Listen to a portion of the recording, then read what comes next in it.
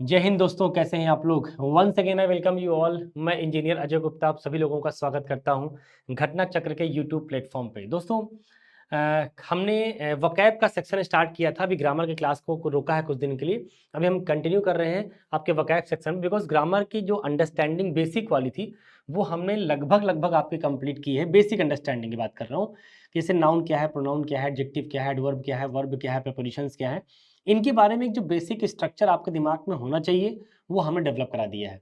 अब हम थोड़ी-सी डेवलपमेंट आपकी वोकैब को लेकर भी करते हैं, वर्ड पावर की बिल्डिंग लेकर भी करते हैं, ताकि वर्ड पावर भी आपके पास ठीक-ठाक पहुँचती रहे, आपकी दोनों की समझ पैरेलल चलती रहे। Because language is a combination of grammar and vocabulary.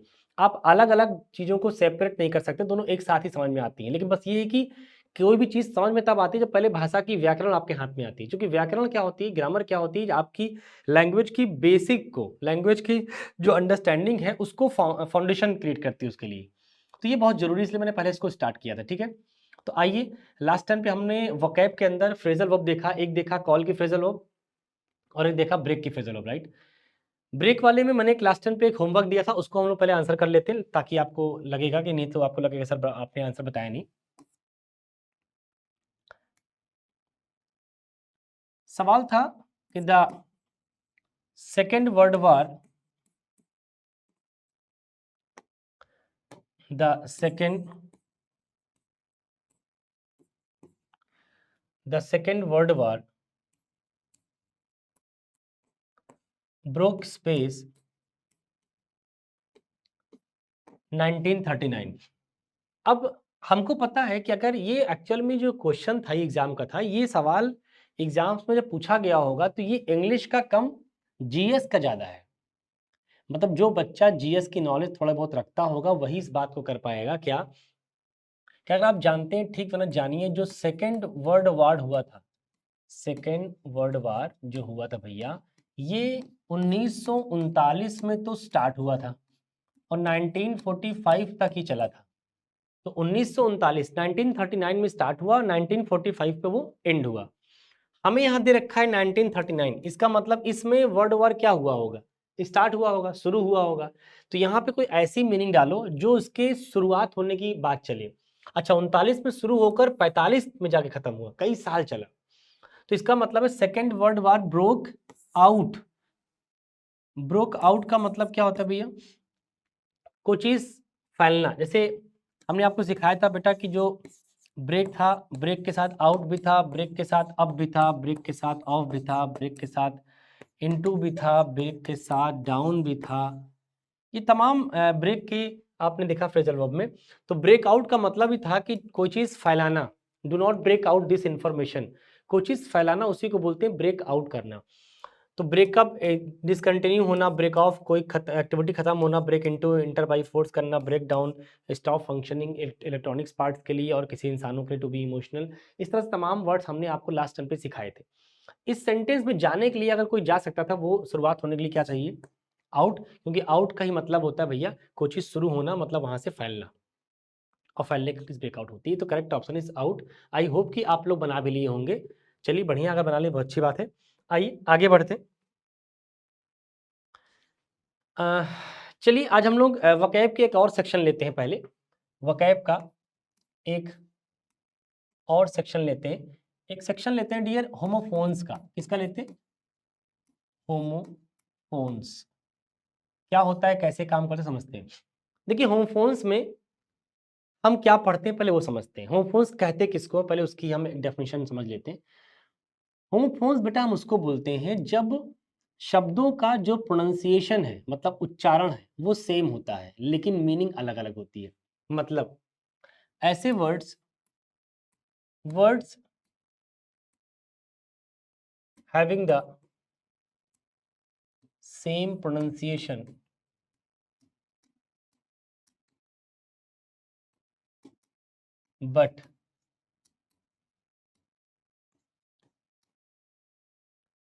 but different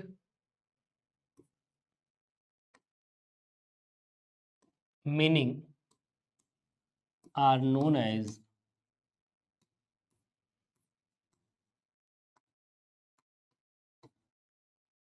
homophones। कहते हैं ऐसे शब्द जिनका प्रोनाउंसिएशन सेम होता है, मतलब जिनको प्रोनाउंस करते वक्त, उच्चारण करते वक्त सुनने में एक जैसा लगे, लेकिन मीनिंग अलग अलग हो, बट डिफरेंट मीनिंग, लेकिन जो मीनिंग हो डिफरेंट हो, तो ऐसे शब्दों को हम क्या बोलते हैं? होमोफोन्स बोलते हैं। एक एग्जाम्पल से बात को समझते हैं। मैंने सपोज एक वर्ड बोल दिया आपको, क्या बोल दिया, बड़ा सिंपल सा ले लो, ये ले लो APPOSITE, और एक ले लो OPPOSITE। ठीक है बेटा, ये दो वर्ड लिया मैंने, opposite and opposite, opposite and opposite. अच्छा, अगर हम किसी को भी जब ये वर्ड बोलेंगे तो मुझे लगता है कि आम जनता दोनों को एक ही पड़ेगी, क्या? Opposite opposite. हालांकि थोड़ा सा स्लाइट डिफरेंस होता है, ये ऑपोजिट होता है, आओ आओ ऑपोजिट, और ये अपोजिट होता है। लेकिन कोई कितना भी करेक्ट प्रोनाउंसिएशन कर ले, जब फ्लो में बोलेगा ना, दोनों का साउंड एक ही आएगा, दोनों का साउंड एक ही आएगा। तो अब जानना ये है कि sir what is opposite and what is opposite, दोनों में डिफरेंस क्या है? बिकॉज साउंड दोनों का सेम है, होमोफोन्स है, तो इनकी मीनिंग तो अलग अलग होगी। अब इनकी मीनिंग जाननी पड़ेगी कि आखिर अपोजिट का मतलब क्या है, ऑपोजिट का क्या होता है। देखो, अपोजिट जो वर्ड होता है बेटा, वो होता है एडजेक्टिव, और इसका मतलब होता है सुटेबल। क्या मतलब होता है? सुटेबल। सुटेबल को और अगर आसान भाषा में बोलें, फिट बोलते हैं ना, बिल्कुल फिट है, ये सुटेबल है। थोड़ा टफ भाषा में बोले, एक वर्ड होता है एप्ट, ये स्मार्ट वर्ड है, एग्जाम में कई बार आपके सिनोनिम्स के तौर पर आया है। एप्ट, APT, एप्ट का सिनोनिम पूछता है आपके एग्जाम में, या एप्ट का एंटोनिम पूछता है आपके एग्जाम में।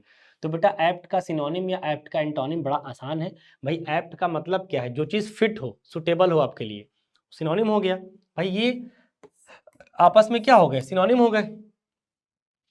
तो ऑपोजिट भी उसी का सिनोनिम है, लेकिन नाम से अपोजिट वर्ड सुन के लगता है कुछ उल्टा उल्टा, लेकिन ऐसा नहीं है। जो आप समझ रहे हैं वो दूसरा है, और जो ये लिखा है वो दूसरा है। ये लिखा है ऑपोजिट, इस ऑपोजिट का मतलब क्या है? ये भी एडजेक्टिव है, इसका मतलब होता है कॉन्ट्रैरी। मतलब कोई चीज कॉन्ट्रैरी है, मतलब उल्टी है। जो आप कह रहे हैं वो अलग बात, जो वो कह रहा है अलग बात, दोनों ऑपोजिट है। तो ऑपोजिट का मतलब उल्टा, कॉन्ट्रैरी, ये होता है ऑपोजिट। तो ऑपोजिट और अपोजिट में फर्क है बेटा, ध्यान रखना है। ए और ओ का फर्क है, यहाँ ओ है यहाँ पे ए है, इतने फर्क है स्पेलिंग में, बाकी पूरी की पूरी स्पेलिंग सेम है। तो अगर होमोफोन्स को आप बहुत अलर्ट होकर नहीं पढ़ेंगे तो कुछ नहीं कर पाएंगे, बिकॉज होमोफोन्स एक ऐसे सेक्शंस होते हैं वोकैब के जो आपको बहुत ज़्यादा मार्क्स दिलवाते हैं आपके फिलर्स के अंदर, आपके उसका सॉरी इम्प्रूवमेंट के अंदर, आपके क्लोज टेस्ट के अंदर, आपके सिनोनिम एंटोनिम्स के अंदर। क्योंकि होमोफोन्स पढ़ने से कई फायदे, मैं कुछ फायदे भी आपको गिनवा दे रहा हूँ होमोफोन्स पढ़ने के।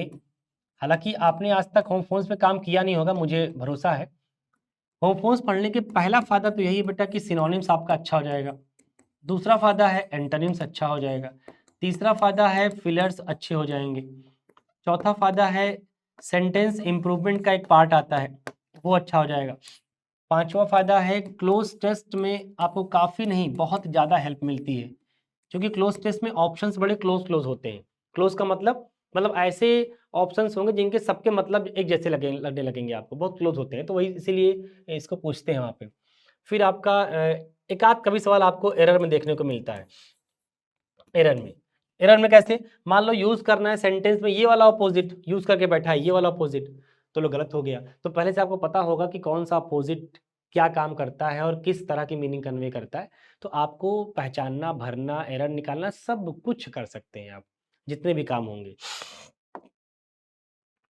तो आई थिंक ये बात समझ में आ गई। होमोफोन्स बड़ा इंपॉर्टेंट सेक्शन है, इसको हम लोग बड़े संजीदगी के साथ पढ़ेंगे, बिना किसी जल्दीबाजी के, बिना किसी बदतमीजी के, ढंग से पढ़ने का प्रयास करेंगे। बस आप ढंग से पढ़ने का प्रयास करिए आप भी, ठीक है। आइए इसके बात करते हैं इसके एग्जाम्पल की, बिकॉज यहाँ पे सिर्फ बात होमोफोन्स पढ़ने की, मैंने बहुत सारे प्लेटफॉर्म पर देखा है कि लोग होमोफोन्स पढ़ते हो क्या करते हैं कि केवल शब्दों का मीनिंग समझ लेते हैं। नहीं, बिल्कुल ऐसा मत करिएगा। अगर आप ऐसा करते आ रहे हैं तो बिल्कुल बंद कर दीजिए।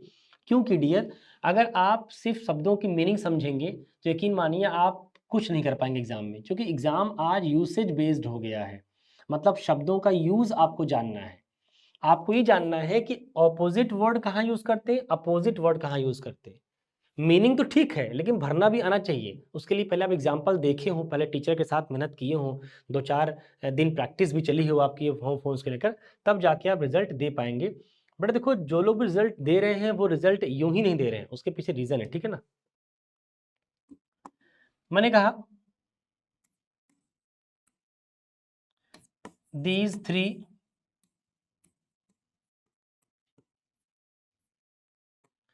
three candidates are not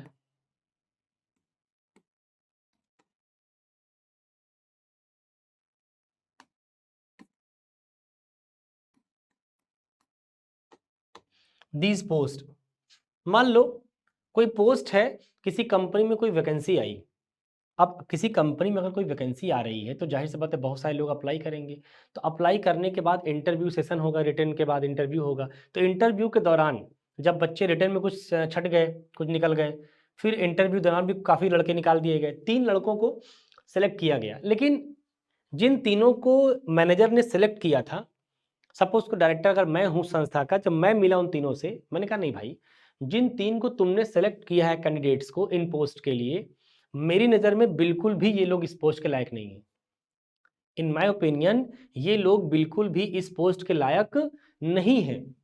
इसका मतलब दीज 3 कैंडिडेट्स आर नॉट का मतलब सुटेबल, आर नॉट सुटेबल। इसी सुटेबल को हम एक अच्छी भाषा में क्या बोलेंगे बेटा?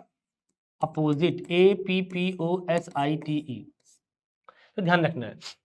तो एग्जाम में आपको सुटेबल नहीं मिलेगा भरने के लिए, एग्जाम में मिलेगा ऑप्शन, यहाँ स्पेस दिया होगा और ए ऑप्शन दिया होगा ऑपोजिट, बी ऑप्शन दिया होगा अपोजिट। अब आपसे कोई पूछे कि भाई इसमें क्या भरोगे, सपोज 4 ऑप्शन दिया होगा, हमने 2 लिख दिया है। अब इन 2 में आप क्या भरना चाहेंगे? तो आप बोलेंगे सर हम दोनों भर सकते हैं। अगर हम ऑपोजिट भरेंगे ये वाला तो इसका मतलब सुटेबल नहीं है, और अगर ये भर देंगे इसका मतलब ये लोग उल्टे हैं। नहीं, ऐसा बिल्कुल नहीं है, आप वो वाला भर ही नहीं पाओगे। इसमें ए ऑप्शन आएगा ही नहीं, इसमें सिर्फ बी ही आएगा, ए भर ही नहीं पाएंगे, बिकॉज ए को यूज़ करने का तरीका अलग है। मतलब ऑपोजिट वर्ड को यूज़ करने का एक नया तरीका होता है, सिस्टमेटिक तरीका होता है, मैं सिखा दे रहा हूँ अभी। फिलहाल पहले आप समझिए कि these 3 candidates are not suitable for these post. इसी सुटेबल को हम चाहे तो क्या बोल सकते हैं? अपोजिट। तो APPOSIT ये सही है और ये भी सही, सिनोनिम एक ही है।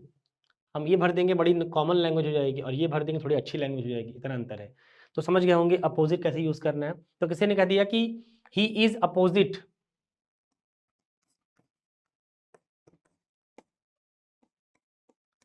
He is opposite for me. अगर मैंने कह दिया कि he is opposite for me, इसका मतलब ये लड़का मेरे लिए क्या है? सुटेबल है। तो यहाँ पे अपोजिट का मतलब ये नहीं कि मैं ये कहना चाह रहा हूँ कि ये लड़का मेरे से उल्टा है, ना ना, ये मेरे लिए सुटेबल है, बढ़िया आदमी है, he is opposite for me. तो यहाँ पे अपोजिट का मतलब सुटेबल है, फिट। ठीक है, इसी सुटेबल को क्या बोलते हैं? फिट बोलते हैं। इसी को एप्ट बोलते हैं। एक्चुअल में एक वर्ड है, मैं सिखाई दे रहा हूँ। एक वर्ड होता है एप्ट। एप्ट एक रूट होता है, रूट, ये रूट वर्ड है। और इसका मतलब जब भी होता है, जहां भी एप्ट वर्ड से जो वर्ड बने होंगे उनका मतलब फिट से होता है या सुटेबल से होता है। ठीक है, एक पहला वर्ड बना एप्ट से, एप्ट खुद, एप्ट खुद भी एक वर्ड भी है, रूट भी है। दूसरा वर्ड बना इनएप्ट। तीसरा वर्ड बना अडाप्ट। ये कुछ वर्ड्स हैं जो आपके बने हैं apt, inapt and adapt. Apt root से बने हैं, ठीक है। जो एप्ट वर्ड अभी आया था मैंने डिस्कस कर दिया, लगे हाथ इसको। तो हमने कहा कि जो एप्ट होता है, एप्ट का सिंपल सा मतलब हो गया सुटेबल, क्योंकि रूट भी यही है और वर्ड भी यही है, तो मीनिंग वही रह जाएगी, सुटेबल या फिट, जो भी बोल दो। अच्छा, इनएप्ट को अगर कैसे बना है? In plus apt. तो अगर ये बात आप जानते हो, ठीक बना, जानो कि जो भैया वो होता है, क्या बोलते हैं, अगर किसी वर्ड के आगे हम कोई प्रीफिक्स जोड़ दें, कोई प्रीफिक्स जोड़ दें, ये हम रूट वर्ड की क्लास जिस दिन लेंगे, वोकैब की क्लास, जिस दिन मैं रूट वर्ड बेस पे सिखाना स्टार्ट करूंगा, तो वहां पे इन सब की चर्चा करूंगा। प्रीफिक्स क्या है, सफिक्स क्या है, मेन वर्ड क्या है, इन सब पे प्रॉपर बात करेंगे आपसे। अभी जो आया है सामने उस पर मैं केवल हिंट कर रहा हूँ कि अगर बेटा कभी किसी वर्ड के पहले कोई प्रीफिक्स लगा हो, प्रीफिक्स का मतलब कौन कौन सा? ए लगा हो, अन लगा हो, इल लगा हो, डिस लगा हो ना, इन लगा हो, तो इस तरह के जो प्रीफिक्स होते हैं, प्रीफिक्स मतलब शब्दों के पहले यूज होने वाले शब्द को प्रीफिक्स बोलते हैं, शब्दों के बाद यूज होने वाले वर्ड को सफिक्स बोलते हैं।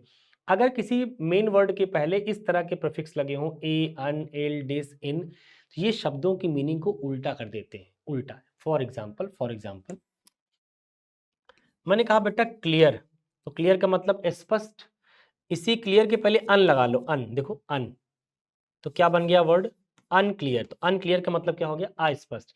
तो आपने देखा होगा कि जो मीनिंग क्लियर की है उसकी उल्टी अनक्लियर की है। कैसे पता लग गया, इसी अन को देखकर कि जरूर अन लगा दिया गया, इसका मतलब जो मीनिंग क्लियर की रही होगी उसकी उल्टी मीनिंग अनक्लियर की होगी। एक एग्जांपल और, मान लो एक वर्ड आपने कहा एक्सपीरियंस्ड, एक्सपीरियंस्ड, ये एक वर्ड है एक्सपीरियंस्ड। अगर हम इसके आगे यहाँ लिख दे रहा हूँ, जगह नहीं यहाँ पे लिख दे रहा हूँ, इन लगा दें, इन एक्सपीरियंस्ड, देखिए तो एक्सपीरियंस्ड के पहले मैंने क्या लगा दिया, इन, इसका मतलब क्या हुआ, तो इन लिखा हुआ ना इसमें, इसका मतलब जो मीनिंग एक्सपीरियंस्ड की होगी उसी की उल्टी क्या होगी, इन एक्सपीरियंस्ड की।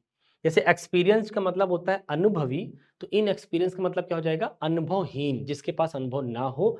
तो कुल मिला के इतने से आपने क्या सीखा, ये सीखा कि सर कभी अगर किसी वर्ड के पहले हम कोई प्रीफिक्स यूज कर लें, तो like A, N, il, dis, in, तो वो शब्दों की मीनिंग को उल्टा कर देते हैं। फॉर एग्जाम्पल क्लियर के पहले अनक्लियर, एक्सपीरियंस के पहले इनएक्सपीरियंस, तो ये उल्टा कर रहा है। जब ये बात जान जाओगे तो यहाँ आ जाओ, देखो मैंने इनएप्ट में क्या लगा दिया है, एप्ट वर्ड था, इसके पहले क्या लगा दिया, इन, तो जो मीनिंग एप्ट की होगी उसकी उल्टी मीनिंग इनएप्ट की हो जाएगी। तो अगर एप्ट की मीनिंग सुटेबल है तो इनएप्ट की मीनिंग क्या हो जाएगी, अनसुटेबल। आई थिंक आप रिलेट कर पा रहे होंगे चीज़ों को, चीज़ों को रिलेट करिएगा डियर, बिना रिलेशन के आप पढ़ने का प्रयास मत करिएगा, समझ में आएगा भी नहीं। तो इनएप्ट समझ में आया कैसे अनसुटेबल हुआ, बिकॉज एप्ट का उल्टा इनएप्ट हो गया, बिकॉज इन लगा हुआ है तो उसकी मीनिंग को उल्टी करेगा।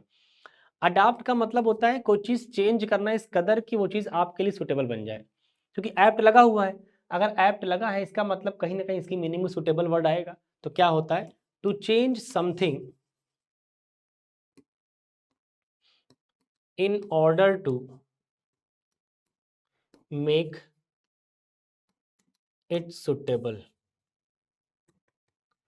कह रहे हैं कि बदलना कोई चीज इस कदर ताकि वो चीज क्या हो जाए, सुटेबल हो जाए। To change something in order to make it suitable, इस कदर बदलना कि वो चीज आपके लिए सुटेबल बन जाए। जैसे मैंने कहा भाई साहब इसको ऐसा करो कि ताकि मेरे एडजस्ट हो जाए, मेरे लिए सुटेबल हो जाए, ऐसा, दैट इज अडाप्ट करना, उसको बोलते हैं अडाप्ट। तो अडाप्ट के बहुत सारे सिनोनिम पूछे जाते हैं एग्जाम में कई बार, इनएप्ट पूछा गया, ऐप पूछा गया, तो इससे सिनोनिम एंटोनिम तीनों आप समझ गए होंगे कैसे क्या करना होता है। आई होप कि ये पूरा वर्ड आपको समझ में आ गया होगा। फिलहाल मेरा सवाल ये था कि हम लोग पहले अपोजिट का एग्जाम्पल देखें, तो एक एग्जाम्पल दे दिया अपोजिट का, दूसरा वाला भी अपोजिट का था। अब आते हैं एग्जाम्पल देखते हैं ऑपोजिट का, ऑपोजिट कैसे इस्तेमाल करते हैं। मैंने एक शब्द कह दिया कि his nature is opposite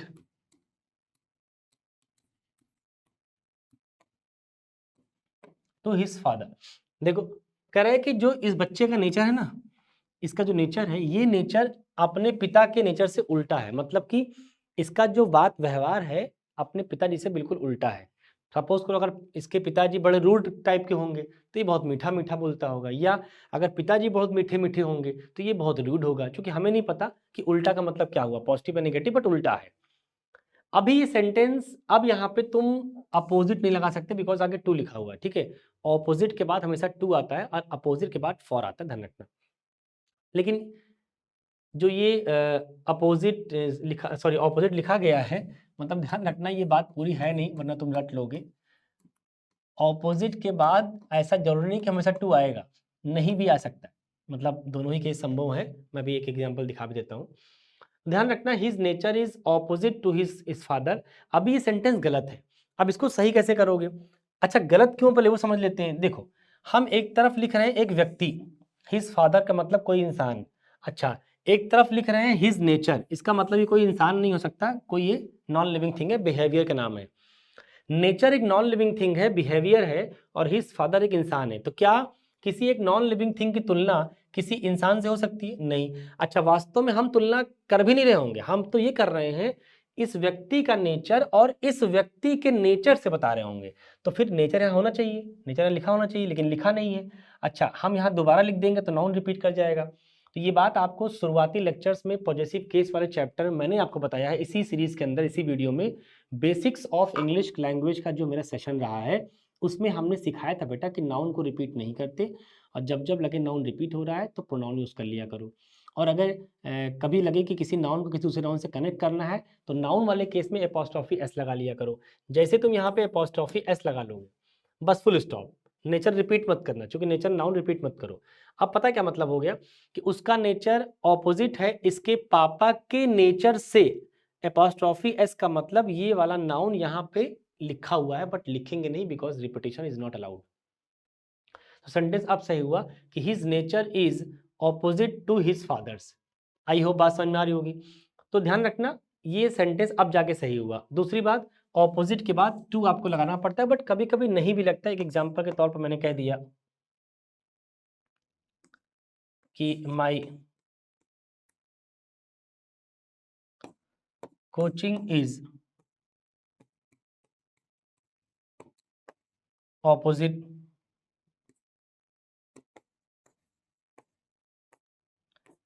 diamond jubilee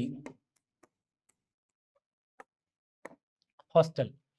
करें कि my coaching is opposite diamond jubilee hostel. Suppose करो आपकी कोई कोचिंग है, आपका कोई इंस्टीट्यूट है, आपका कोई घर है, आपका कोई ऑफिस है, वो डायमंड जुबली हॉस्टल के ऑपोजिट है। तो कैसे लिखोगे, ऑपोजिट टू या ऑपोजिट? एक बार सोचो, मैं पानी पी लेता हूं।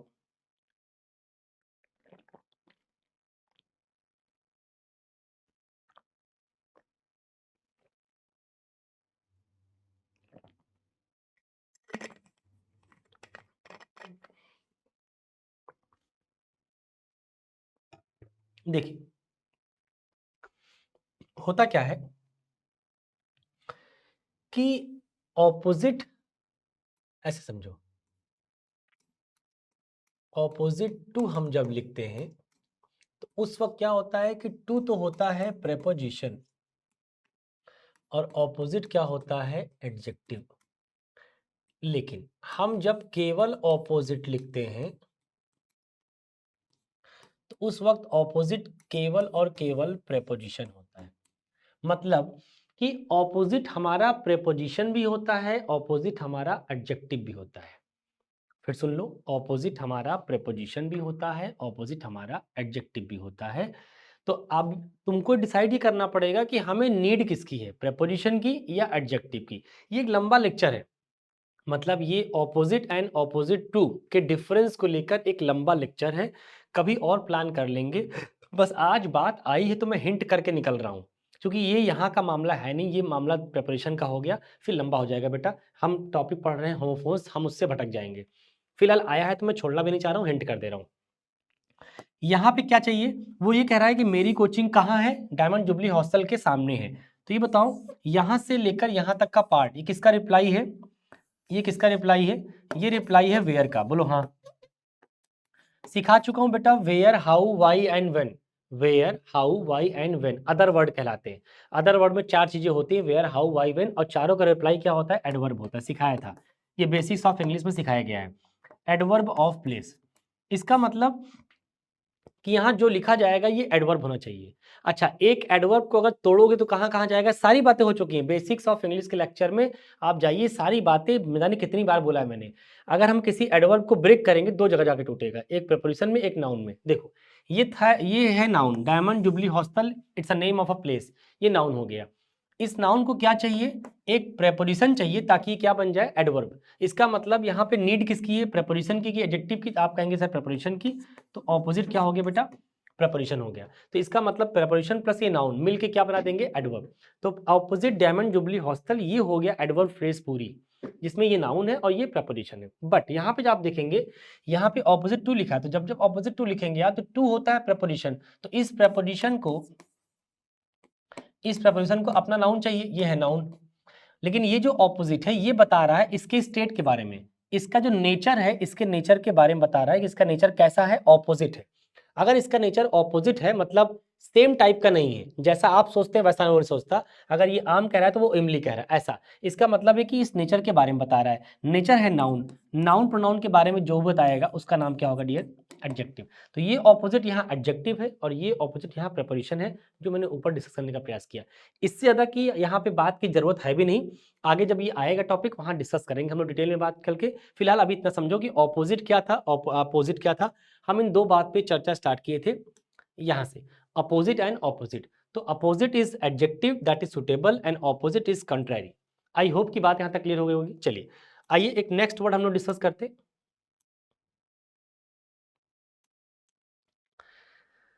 देखिए एक वर्ड पढ़ते हैं बेटा,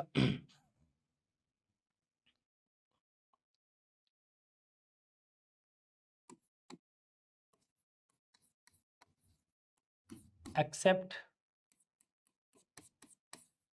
एक्सेप्ट, एक्सपेक्ट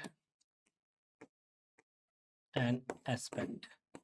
ये चार वर्ड हम लोग डिस्कस करते हैं, इनके बारे में समझते हैं कि इनको हमें कैसे डील करना है, इनकी मीनिंग क्या है, इनके यूसेज क्या है, वो जानने का प्रयास करते हैं।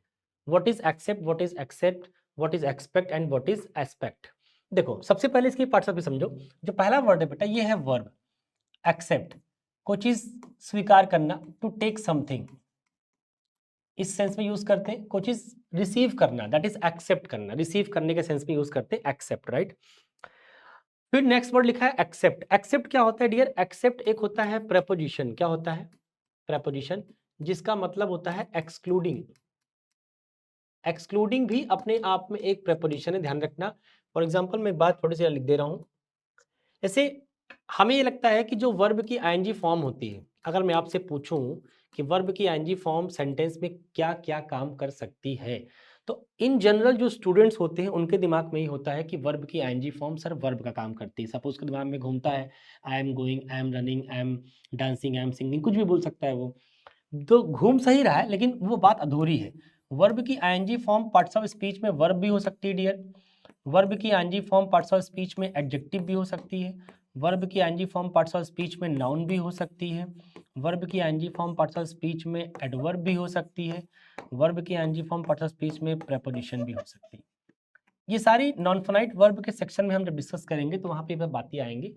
बस मैं हिंट कर रहा हूं ताकि आप बात सुनते जाइए कि ऐसा होता है, कब होता है, कैसे होता है, क्यों होता है, इन सब के ऊपर एक एक जगह पे चर्चा की जाएगी।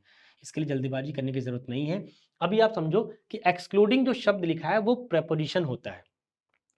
तो कॉमन सेंस की बात है कि अगर ये प्रेपोजिशन है तो इसके आगे क्या आना चाहिए, इसका अपना ऑब्जेक्ट और आएगा, दिखाऊंगा भी, ठीक। एक्सपेक्ट क्या होता है, ये होता है वर्ब अगेन। इसका मतलब होता है उम्मीद रखना, आशा करना, होप करना। एक्सपेक्ट, किसी से एक्सपेक्टेशंस होते हैं, लोगों को आशाएं होती हैं। नेक्स्ट लिखा है एस्पेक्ट। एस्पेक्ट एक नाउन होता है डियर। फेस समझते हैं, फेस। जैसे इस दुनिया में हर चीज के दो पहलू होते हैं, हर चीज के दो फेस होते हैं बेसिकली। आप किसी भी चीज को चाहे पॉजिटिवली उसको एक्सेप्ट कर लो या फिर नेगेटिवली एक्सेप्ट कर लो, ये आप पे डिपेंड करता है। इसीलिए लोग बोलते हैं ना every coin has two faces. क्योंकि इस दुनिया में ऐसी कोई सिचुएशन नहीं हो सकती जहां पे पॉजिटिव और नेगेटिव दोनों ना हो, ऐसा नहीं हो सकता, इम्पॉसिबल। दोनों ही रहेगा हमेशा। डिपेंड करता है कि हम नेगेटिव एस्पेक्ट को एक्सेप्ट करते हैं या पॉजिटिव एस्पेक्ट को, राइट। ये हमारे आपके एटीट्यूड पर डिपेंड करता है, काम करने के तरीके पर डिपेंड करता है। फिलहाल तो ये आपके चार वर्ड हो गए, इन चारों के मीनिंग समझा दिया, पार्ट्स समझा दिया। आइए इनकी एक एक करके एग्जाम्पल को हम लोग पढ़ने का प्रयास करते हैं। मैंने कहा एक वर्ड लिया एक्सेप्ट, सेंटेंस कहा कि अनुष्का, अनुष्का शर्मा हैज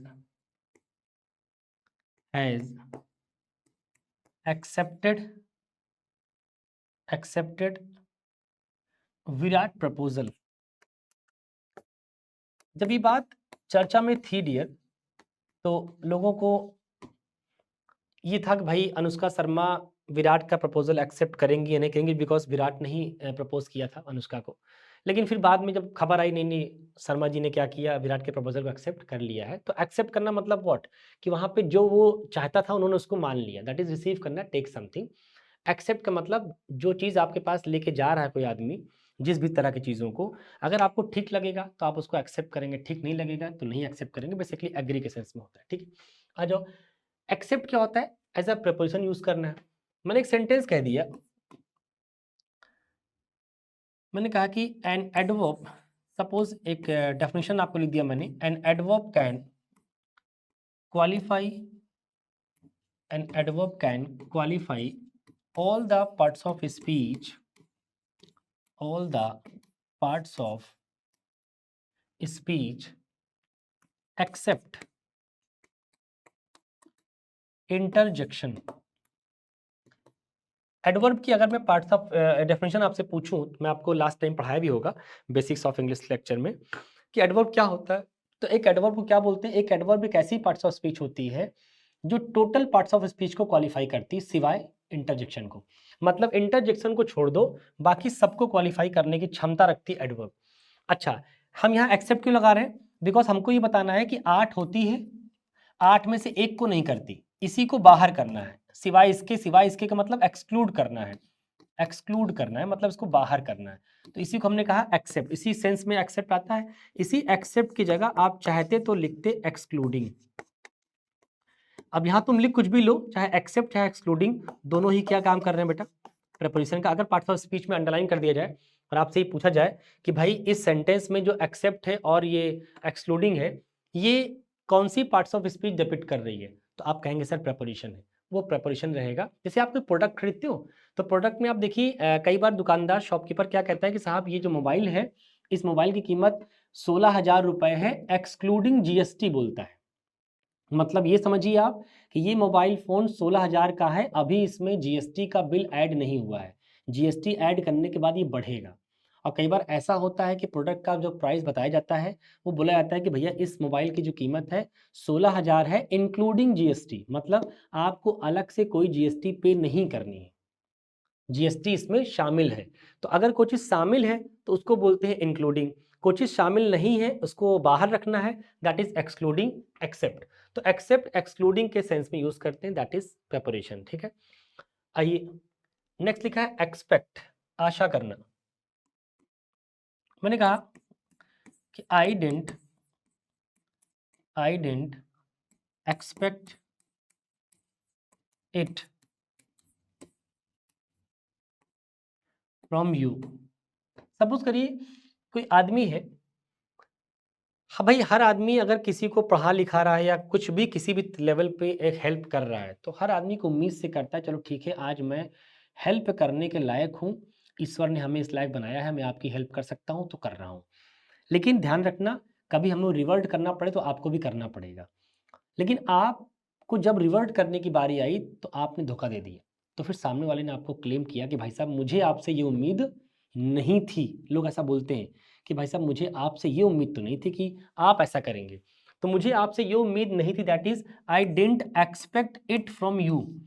तो एक्सपेक्ट का मतलब यहाँ पे क्या है? आशा करना। एक वर्ब है, डिड नॉट के बाद जो भी आएगा वर्ब ही आएगी, main verb, that is verb. तो एक्सपेक्ट एक वर्ब है, आशा करना के सेंस में आएगा।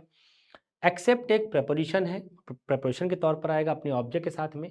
एक्सेप्ट एक अगेन वर्ब है, रिसीव करने के सेंस में आएगा।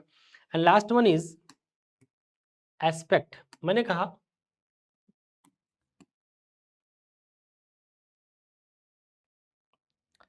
Everything has always two aspects. इस दुनिया में हर चीज़ के पास अपने दो एस्पेक्ट्स होते हैं। वो डिपेंड करता है कि आप किस वाले एंगल को आप रिसीव करते हैं। आप पॉजिटिव एंगल की तरफ जाते हैं, नेगेटिव एंगल की तरफ जाते हैं, it depends on you, right. तो everything has always two aspects, that is aspect noun है, ये उसका अपना डिटर्मिनर है। ठीक है, चलिए, तो ये हमने सीखा अपोजिट एंड अपोजिट। फिर आपने देखा एक्सेप्ट, एक्सपेक्ट, एस्पेक्ट ना, इन सारे वर्ड्स को देखा। आइए कुछ और वर्ड सीखते इसी सीरीज में। एक नया वर्ड लिखा मैंने,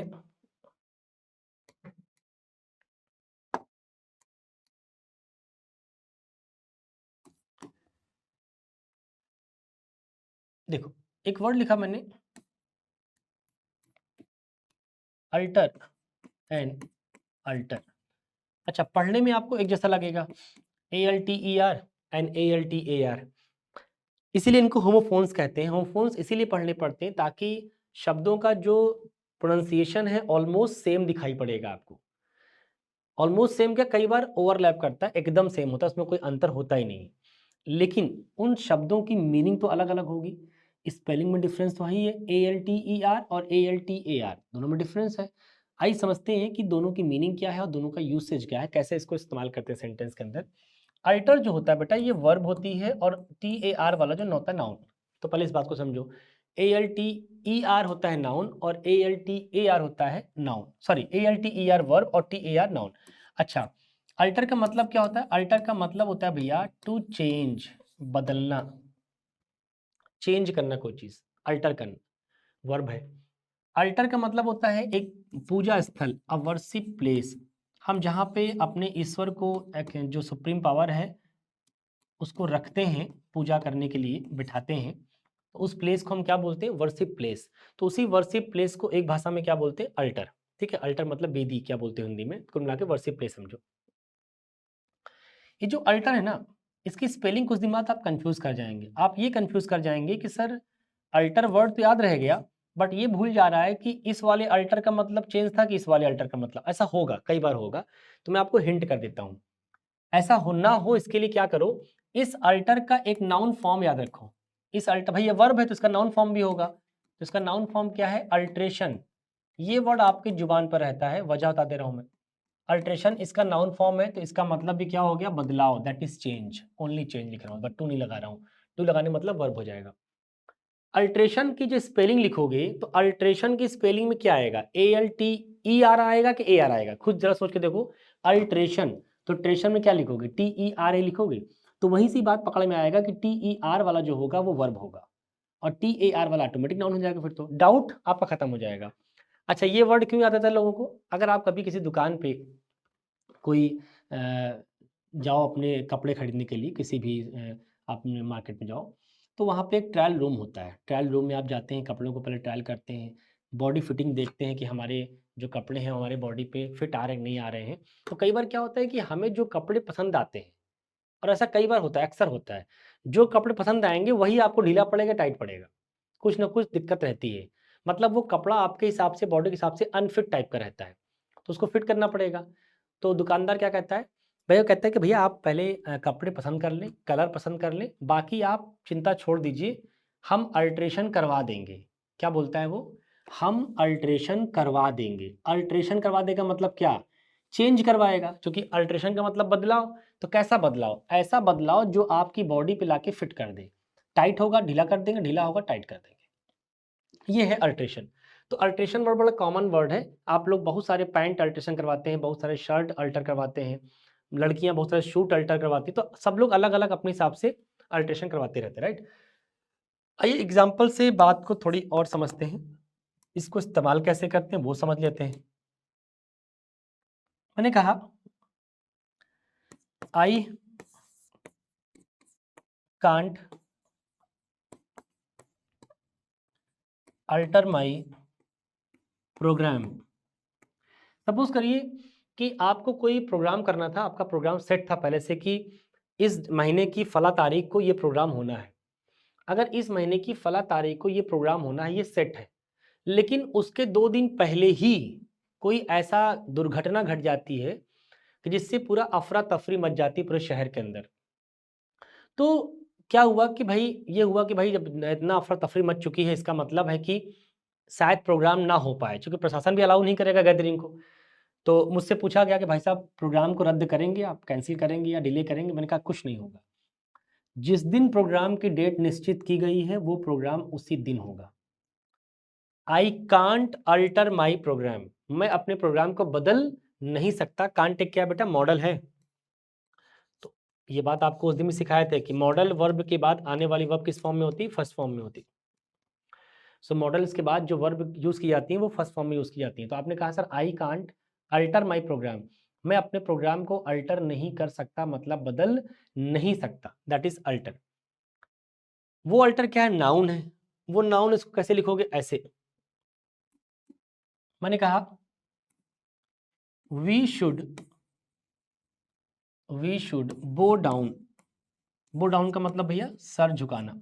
we should bow down at the altar. भाई अगर हमारे सामने, धर्म से मतलब नहीं है, किसी भी धर्म का अगर कोई धार्मिक स्थल, चाहे वो मुस्लिम का हो, जैन का हो, बौद्ध का हो, क्रिश्चियन का हो, हिंदू का, किसी का भी हो, एक इंसान होने के नाते भाई चलो मेरे धर्म का धर्म स्थल नहीं है बट किसी धर्म का तो है। उस धर्म के लोग उन उन धर्म स्थल को एक्सट्रीम मानते हैं, पावरफुल मानते हैं, तो होगा तभी मानते हैं। तो हम कम से कम इतना तो हम समझते ही हैं कि कम से कम हम इंसान से तो पावरफुल होगा। तो अगर कभी आप धार्मिक स्थल से गुजरें, किसी भी धर्म का धार्मिक स्थल हो, तो हमारी इंसानियत यही कहती है कि हमें एक बार सल्यूट कर लेना चाहिए, सलाम कर लेना चाहिए। सलाम करने में आपका कोई नुकसान नहीं हो जाएगा। आपका बड़प्पन है कि आप भले उस धर्म के नहीं हैं, फिर भी आप उनको सैल्यूट कर रहे हैं, हाथ जोड़ रहे हैं, क्योंकि आप उनको सुप्रीम मान रहे हैं। भले वो आपको सुप्रीम नहीं है आपके धर्म के हिसाब से, लेकिन ईश्वर तो एक ही है कुल मिला के। तो भले नाम अलग-अलग ले लें इंसान। तो मैंने कहा वी शुड बो डाउन, हमें सर झुकाना चाहिए। देखो शुड लगा, अगेन मॉडल। अभी सीखा कि मॉडल के बाद आने वाली वर्ब फर्स्ट फॉर्म में। तो मैंने कहा कि वी शुड बो डाउन, हमें सर झुकाना चाहिए। कहाँ पर? एट द अल्टर, मतलब जहाँ भी पूजा स्थल मिले। अब वो पूजा स्थल किसी भी धर्म का हो सकता है, हमसे मतलब नहीं है। तो we should bow down at the altar, तो उस अल्टर पर हमको सर को झुकाना चाहिए। तो अल्टर की स्पेलिंग क्या लिखेंगे? ALTER। ये है ALTER। ध्यान रखना, स्पेलिंग में ही डाउट आएगा कुछ दिन के बाद। अल्टर वर्ड तो याद रह जाता है बच्चों को, लेकिन ये भूल जाता है कि सर ALTER वाला था चेंज करना या ALTER वाला था। मैंने समझा भी दिया। अल्ट्रेशन से याद रहेगा आपको बदलाव। तो अल्ट्रेशन में TER आता है, इसका मतलब है कि TER वाला क्या रहेगा? आपका वर्ब रहेगा, और TER वाला क्या रहेगा? नाउन रहेगा। आई होप बात समझ में आ रही है। एक बार मैं समराइज करा रहा हूँ मैं कौन कौन से वर्ड दिया आपको। एक हमने सीखा बेटा अपोजिट एंड ऑपोजिट। फिर हमने सीखा accept, except, expect and aspect. फिर हमने सीखा अल्टर एंड अल्टर। ये हमने आपके साथ डिस्कस किया कि इन शब्दों का यूसेज क्या है, इनको कैसे इस्तेमाल करते हैं, इनकी मीनिंग क्या है। क्योंकि इनके इनके सहारे आपके कई सारे सिनोनिम्स, कई सारे एंटोनिम्स, कई सारे फिलर्स, कई सारे इंप्रूवमेंट सब तैयार हो जाएंगे। एक बार घर पे जाके इनको रिवाइज करिए, बढ़िया से देखिए क्या दिक्कत है क्या दिक्कत नहीं है। हमने इसके अलावा आपको ये भी सिखाया कि ऐप्ट एक रूट है। इस रूट वर्ड पे हमने आपको एक वर्ड सिखाया, ऐप्ट खुद ही एक वर्ड है। दूसरा वर्ड आपको सिखाया इनएप्ट क्या होता है, उसके बारे में डिस्कस किया आपके साथ। फिर तीसरा आपके साथ डिस्कस किया अडाप्ट क्या होता है, क्योंकि अडाप्ट भी बना है ऐप्ट से। तो जितने वर्ड इस ऐप्ट से बने हैं इनकी मीनिंग भी जाके बढ़िया रिवाइज करिए। मैं तरीका समझा चुका हूँ। तरीका वही था, हर समझी गई बात को, चाहे ग्रामर का हो चाहे वो वोकैब का हो, आपको 5 टाइम्स लिखना ही लिखना है, अप टू 7 डेज। ये एक प्रक्रिया है जो मन में डेवलप करिए और हमेशा इसको करते रहिए। आप हिस्ट्री पढ़ रहे हैं, मैथ्स पढ़ रहे हैं, फिजिक्स पढ़ रहे हैं, साइंस पढ़ रहे हैं, कुछ भी पढ़ रहे हैं मेरे भाई, डज नॉट मैटर। पढ़ाई का अपना एक तरीका है कि आप जिन चीज़ों को पढ़िए उनको कम से कम 5 बार लिखिए 7 दिन तक। 35 बार लिखने के बाद साइंस कहती है कि 21 बार अगर किसी चीज़ को लिख लेते हैं तो वो चीज़ ऑटोमेटिकली आपके दिमाग में स्टे कर जाती है। तो ये 7 दिन ज़रूर लिखा करिए ताकि वो वर्ड आपके दिमाग में 15-20 दिन स्टे करे। फिर बीच में एक दिन लिख लीजिए, ऑटोमेटिक फिर महीनों याद रहेगा। तो इस कदर आप चीज़ों को बहुत अच्छे से माइंड में रख सकते हैं। जैसे मुझे याद है तो आपको भी याद रहेगा। ऐसा नहीं कि मेरे पास कोई कंप्यूटर है मन में जो सेट हो गया है, ऐसा नहीं है। हमने इतनी बार लिखा है, इतने सालों में इतनी बार लिखा है, लाखों बार तो लिख चुके होंगे, तो याद तो रहेगा ही रहेगा। जब आप लिखना स्टार्ट करेंगे तो आपको भी याद होने लग जाएगा। लिखना स्टार्ट करिए, वेट मत करिए कि सर चीज़ें हमें कोई ऐसी साइंस आने वाली है हमको सब कुछ दिमाग में चिप लगा देगा। वो दिन कभी आने वाला नहीं है। कृपया चुपचाप जो कहा जा रहा है वो करिए, निश्चित रूप से सफलता आपको मिलेगी। अगर वोकैब पे अच्छी कमांड करनी है तो कुछ थोड़ी बहुत बातें आपको माननी पड़ेंगी, वरना फिर आप वोकैब नहीं सीख पाएंगे डियर, अगर अपनी मर्जी करेंगे तो। ठीक है, मैं उम्मीद करूंगा कि आप लोग मेरी बात मानेंगे। जाइए बढ़िया से रिवाइज करिए। आज के लिए इतना ही, मिलते हैं नेक्स्ट लेक्चर में, तब इसके आगे कहानी को हम डिस्कस करेंगे। Thank you so much.